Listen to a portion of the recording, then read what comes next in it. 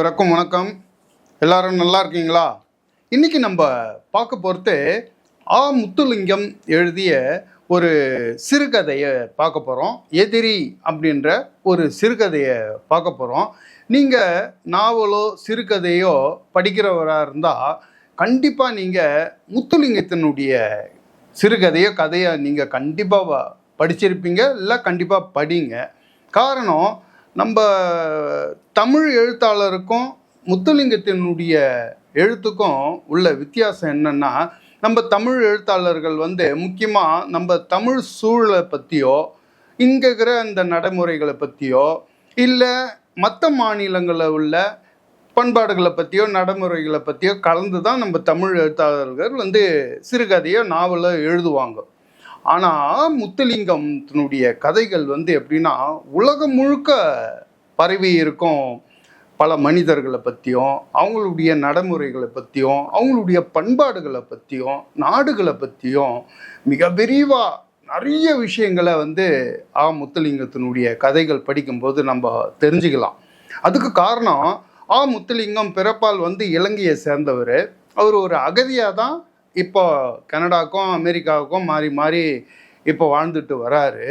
ஆனால் அவர் வேலை செஞ்ச இடம் யூஎன்ல வேலை செய்யிருக்கார். யூஎன்ல அவர் இந்த பொருளாதாரத்துலேயோ மற்ற விஷயத்துலேயோ வேலை செஞ்சதுனால அவர் ஆக்சுவலாக அக்கௌண்டன்ஸ் படித்து வெளி கம்பெனிகளில் வேலை செஞ்சு உலகம் முழுக்க அவர் பணி புரியக்கூடிய சந்தர்ப்பம் அவருக்கு ஏற்பட்டதுனால அவர் பணி புரிந்த போது உலகம் முழுக்க ஏற்பட்ட அந்த சம்பவங்களை அவருடைய எழுத்து மூலமாக அருமையாக எழுதிட்டு வர்றாரு. இப்போவும் எழுதிட்டு தான் இருக்கார்.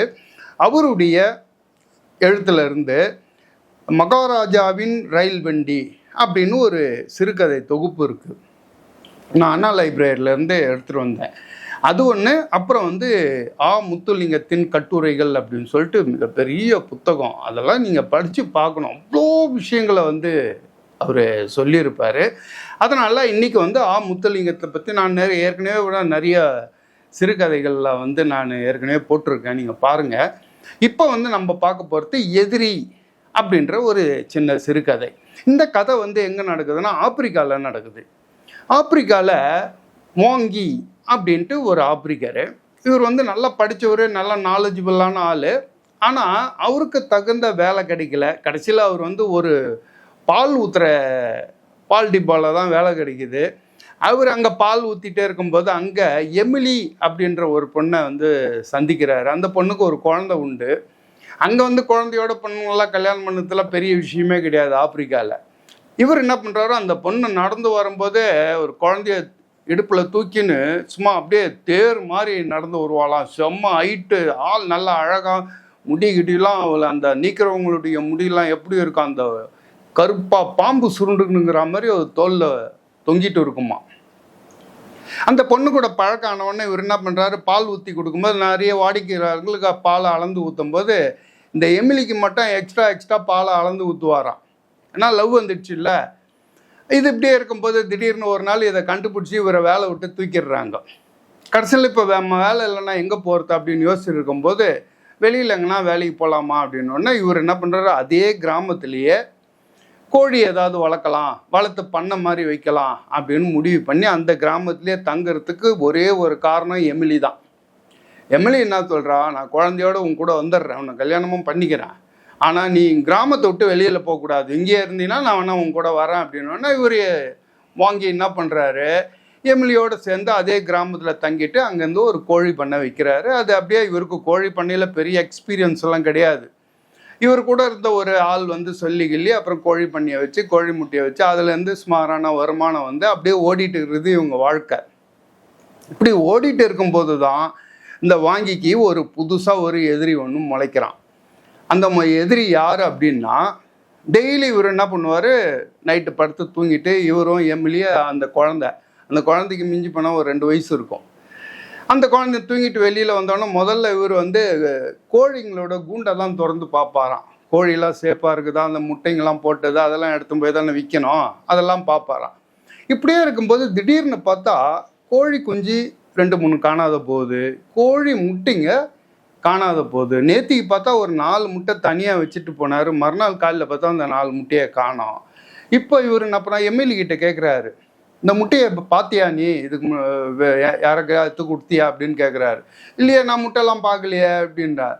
அப்போ நான் முட்டை எப்படி காணாத போகுது அப்படின்னும் போது, அன்னைக்கு நைட்டு மழை வேற பெஞ்சதுனால இவர் தரையில் அப்படியே உத்து பார்க்குறாரு. முட்டை யாரது வாசலில் போய் பார்க்குறாரு, அங்கே போய் எங்கேயும் கண்டுபிடிக்க முடியல.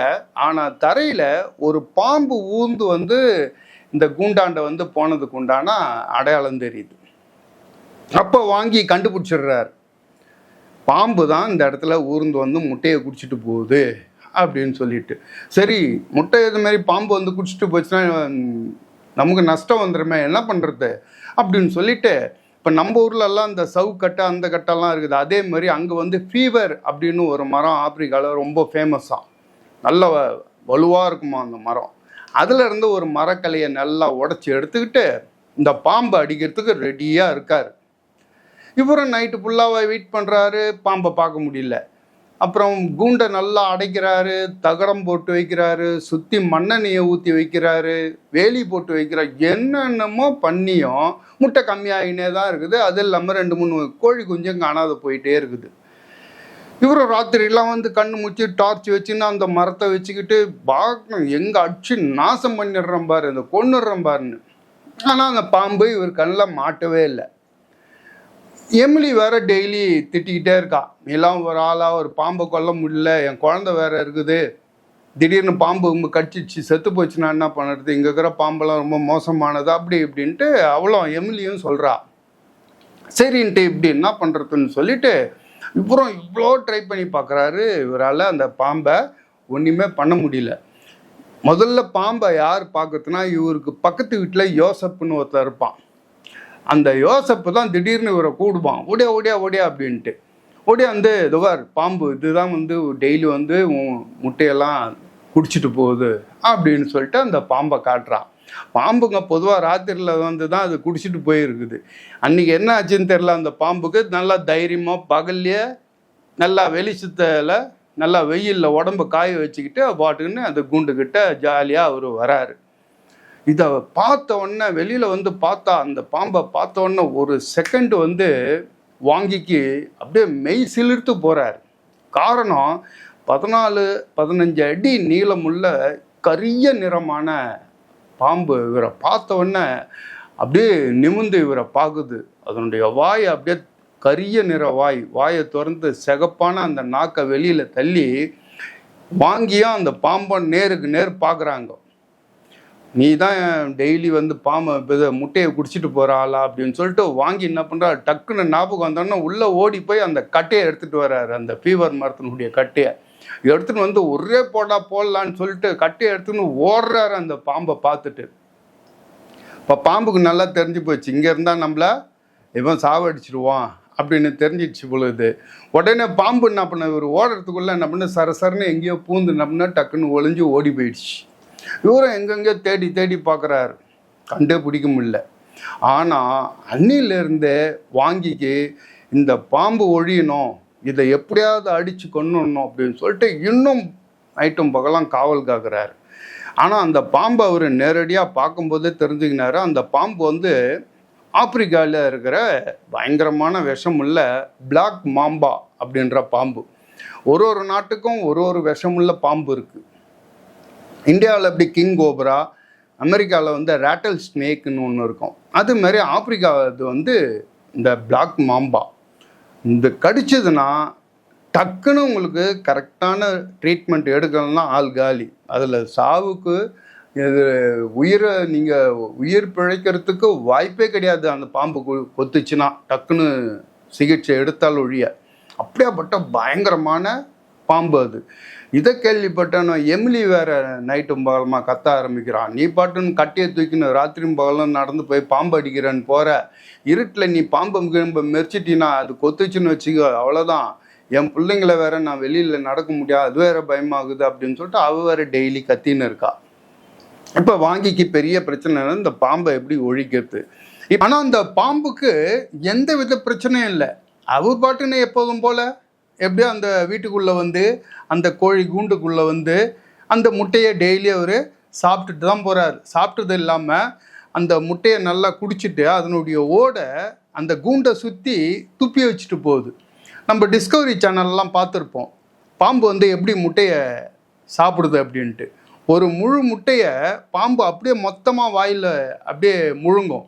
உள்ளே போய் தொண்டை வழியாக வந்து உடச்சி அதை எல்லாத்தையும் குடிச்சிட்டு அந்த முட்டையோட ஓடை அப்படியே வெளியில் துப்போம். நம்ம படத்தில் பார்த்துருக்குறோம்.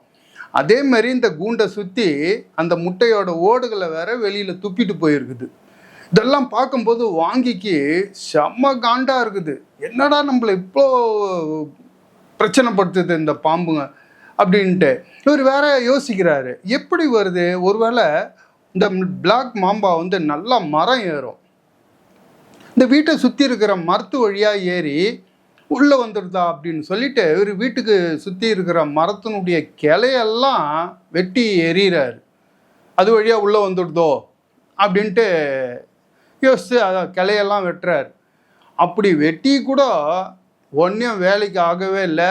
அப்படியும் அந்த பாம்பு உள்ளே வந்து முட்டையை குடிச்சின்னு தான் இருக்குது, கோழி குஞ்சியில் சாப்பிட்டுன்னு தான் இருக்குது. இப்போ தான் பக்கத்து வீட்டுக்காரன் அந்த யோசப் என்ன பண்ணுறான், ஒரு ஐடியா கொடுக்குறான். வாங்கி நீ ஒன்றும் பண்ணாத, எங்கள் கிராமத்துலலாம் பாம்பு வரத்து அதை கொல்றது அப்படின்னு சொல்லிட்டு ஒரு ஐடியா ஒன்று வச்சுருப்பாங்க. நீ என்ன பண்ணுற, இந்த கோழி முட்டைங்களை வந்து டெய்லி வந்து பாம்பு வந்து சாப்பிட்டுட்டு போகுதில்ல, அதிலேயே நீ வந்து அதனுடைய வழியை பின்பற்றியே அந்த பாம்பை நம்ம கொல்லணும் அப்படின்னு இப்போ யோசப் என்ன பண்ணுறா, ஒரு ஐடியா கொடுக்குறான். அதாவது பிங் பேங்க்னு ஒரு பால் ஒன்று, நம்ம கிரிக்கெட் பால் மாதிரி இருக்குமா, சின்னதாக தான் இருக்கும், பட்டு முட்டை மாதிரியே இருக்குமா அந்த பால். அந்த நான் பாலை வாங்கின்னு வந்து இந்த கோழி முட்டைக்கு நடுவில் கலந்து வச்சிரு. இது முட்டைன்னு நினச்சி பாம்பு அந்த பிங் பாங் பாலை வந்து சாப்பிட்ருவோம். இப்படி தான் இந்த கிராமத்தில் இருக்கிறவங்களாம் பாம்பை சாவடிப்பாங்க அப்படின்ட்டு இங்கே இருக்கிறவங்களாம் சொல்கிறாங்க. இதை பார்த்துட்டு வாங்கிக்கு இதை மேலாம் நம்பிக்கை கிடையாது. இப்போ நம்ம ஊரில் கூட எலிக்கு வந்து வடையில் எலி பாஷானம் கலந்து வைப்போம்.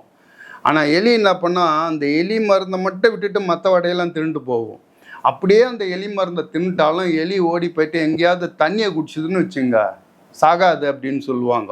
அப்படின்னா நிறைய தந்திரங்கள் நிறைய மிருகத்துக்கோ பாம்புங்களுக்கோ என்ன தெரியும். அது வந்து இந்த முட்டைக்கு நடுவில் இந்த பிக் பாங் பாலை வந்து கலந்து வச்சுட்டா தின்னுடுமா, இது சாத்தியப்படுமா அப்படின்னு வாங்கிக்கு நம்பிக்கை கிடையாது.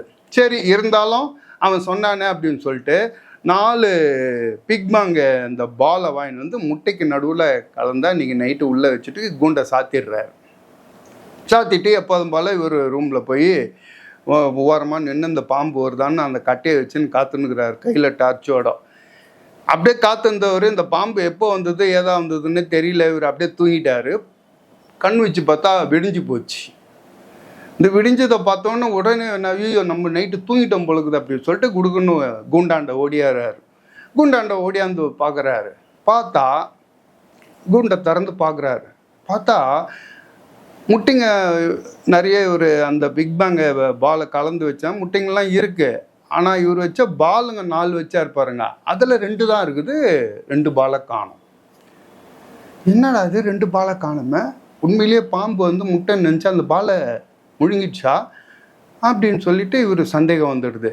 உடனே தரையில் பார்க்குறாரு, பாம்பு வந்து போனால் அந்த அடையாளம் தெரியுது. உடனே இவர் என்ன பண்ணுறாரு, மொல்லமாக கூண்டை விட்டு வெளியில் வந்து வீட்டு வாசலுக்கு வராரு. வீட்டு வாசலுக்கு வெளியில் சின்னதாக ஒரு நடக்கிற அந்த ஒரு ரோடு ஒன்று, அந்த ரோடு வழியாக வாசலில் வந்து நின்று அந்த ரோடை அப்படியே பார்க்குறாரு. பார்த்த உடனே இவருக்கு அப்படியே தூக்கி வாரி போடுது. அந்த 14-15 அடி நீளமுள்ள அந்த பிளாக் மாம்பா அந்த ரோட்டோரமாக படுத்துட்டு இருக்கும். கிட்ட போவார், கிட்ட போய் பார்ப்பார். உடம்பெல்லாம் நல்லாவே இருக்கு, தலை மட்டும் அப்படியே செதஞ்சு போய் எறும்பு முச்சுன்னு இருக்கும். அப்போ இன்னும் குனிஞ்சு பார்ப்பாரு, அதனுடைய தலை செதஞ்சு ரத்தமாக ஊற்றிட்டு இருக்கும். அதனுடைய தொண்டை பகுதியில் அந்த 2 பால் போய் மாட்டிகிட்டு இருக்கும். இவர் வச்ச அந்த முட்டைக்கு நடுவில் வச்ச அந்த பிங் பேங் பால் தொண்டையில் போய் மாட்டின்னு இருக்கும். இதை முட்டை நினச்சி அந்த பாலை உள்ளே முழுங்கிட்டு அது போய் மாட்டிக்கிட்ட உடனே அது வெளியில் எடுக்கிறதுக்காக இதனுடைய தலையை தரையில் போட்டு பட்டு பட்டுன்னு அடிக்குது, பால் வெளியில் வர்றதுக்காக. அப்படி அடிக்கும் போதே பாலும் வெளியில் வரல. அந்த பால் உள்ளே இருந்தால் அது கல் மாதிரி இருக்கிறதுனால இது தரையை போட்டு அடிக்கும்போதே அடித்தே இது தலை செதறி அந்த பாம்பு ஏறக்குறைய செத்து போச்சு. ஆனால் வால் மட்டும் துடிச்சிக்கிட்டு இருக்குது. அது அவ்வளோ விஷமான பாம்பு, அவ்வளோ சீக்கிரம் சாகாதான். அதனுடைய வாயே பொழந்துட்டு இருக்குது, ரத்தம் எறும்பு சுற்றி உடனே அந்த கேள்விப்பட்டு பக்கத்து கிராமத்தில் இருக்கிற பசங்கள்லாம் ஓடியாரானுங்க. அதில் ஒருத்தன் ஓடியாந்து வால் மட்டும் துடிச்சின்னுக்கிறத பார்த்தோன்னு அவன் ஒரு கொம்பத்தை வந்து சரியாக போட்டு அடிக்கிறான் அந்த பாம்பு. இப்போ சுத்தமாக அந்த பாம்பு செத்து போச்சு. செத்து போன பாம்பை அவன் அப்படியே தூக்கி கழுத்தில் போட்டுக்கிறான். அங்கே அப்படி தான் பாம்பை செத்து போச்சுன்னா டான்ஸ் ஆடுவானுங்க. அதை தூக்கி போட்டுக்கின்னு அவனை சுற்றின்னு இந்த டப்பாவை தோல் கழுத்தில் கட்டின்னு டப்புன்னு அடிச்சிக்கின்னு அவனுங்க அப்படியே டான்ஸ் ஆடிக்கிட்டு அதை ஊர்வலமாக அந்த பாம்பை எடுத்துகிட்டு போகிறானுங்க. எடுத்துன்னு போகும்போது கூட அந்த பாம்பினுடைய வால் பகுதியும் தலைப்பகுதியும் தரையில் தேய்ச்சிக்கிட்டே போச்சான். அப்போனா அது எவ்வளோ நீளம் இருக்கும் பாருங்கள். அப்படியே அவனுங்க போகிறானுங்க. இவர் அப்படியே அந்த பாம்பையே பார்த்துட்டு வீட்டுக்குள்ளே அப்படியே திரும்பி வர்றார். இவர் என்ன நினைக்கிறாருன்னா, அந்த பாம்பை நான் பார்த்தனே, கட்டையை எடுத்துகிட்டு போனேன், அன்றைக்கே நான் அதை நேருக்கு நேரம் அடிச்சிருக்கணும், அதுதான் என்னுடைய வீரம். ஆனால் நான் சூது பண்ணி அதை ஏமாற்றி கள்ளம் பண்ணி அல்லவோ அதை முட்டைக்கு நடுவில் பாலை வச்சு எல்லாம் அதை சாவடித்தேன். ஒரு சண்டைன்னா இப்படியா பண்ணுறது? நான் அதை வந்து நான் ஏமாற்றி தான் சாவடித்தேன். இது சண்டையில் இப்படி பண்ணக்கூடாது அப்படி இப்படின்ட்டு ஒரு மனசுக்குள்ளே நினச்சி, அதாவது அந்த பாம்பு செத்து போனாலும் அந்த செத்து போன பாம்புக்காக மனசுக்குள்ளே ஒரு மாதிரி துயரமாக போய் வீட்டு வாசல்லாண்ட போய் உக்காந்துன்னுக்கிறாரு. எம்மிலி குழந்தைய தூக்கின்னு வரா. வந்த உடனே பாம்பு அடிச்சிட்டியா அப்படின்னோடனே இவர் கோவமாக என்ன பண்ணுறாரு, ஆமாம் அடிச்சிட்டேன், செத்து போச்சு விடு அப்படின்ட்டு வீட்டுக்குள் சென்றார் அப்படின்னு இந்த கதையை முடிச்சிடுறார். இதே மாதிரி முத்துலிங்கத்தினுடைய சிறுகதைகள் வந்து நீங்கள் படித்து பாருங்கள். ஒரு சில கதைகள்லாம் நம்ம மனசை கணக்க வைக்கும். அப்படியேப்பட்ட கதைகள் ஒன்றொன்றும் வந்து அவ்வளோ அருமையாக இருக்கும். அதுலேயும் வந்து இவருடைய கட்டுரைகள் இருக்குது, அதையும் படித்து பாருங்கள். ரொம்ப அற்புதமாக எழுதக்கூடிய ஒன் ஆஃப் த பெஸ்ட்டு எழுத்தாளர் முத்துலிங்கம். மிஸ் பண்ணாத அவருடைய கதைகளையும் கட்டுரையும் படிங்க. நம்ம அடுத்த வீடியோவில் பார்ப்போம். பாய்.